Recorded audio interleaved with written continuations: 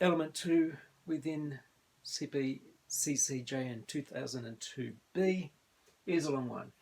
Identify, select and prepare materials for use in the off-site production process. There's only 3 performance criteria for this, and they are the following. Materials are identified and selected as suitable for off-site production of components.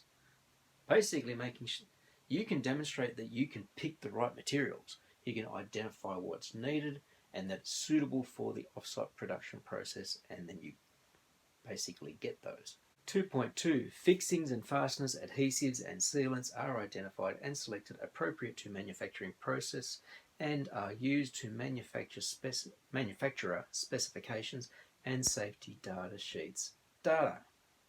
Alright. Again, any fixings, any knockdown fittings, when it said adhesive and sealants, sometimes you need a construction adhesive with the process that you're doing.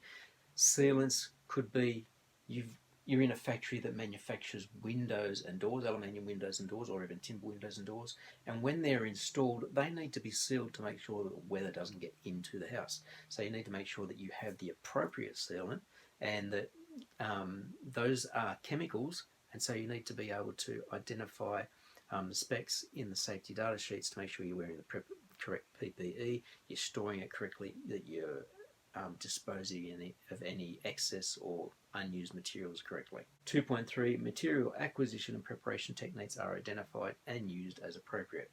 Acquisition basically means that you go and buy, purchase, order, whatever it is. So you can purchase or obtain the materials, get the materials, and you can make sure the preparation techniques are correct. You know which ones you need to use and that they're appropriate to the job that you're doing.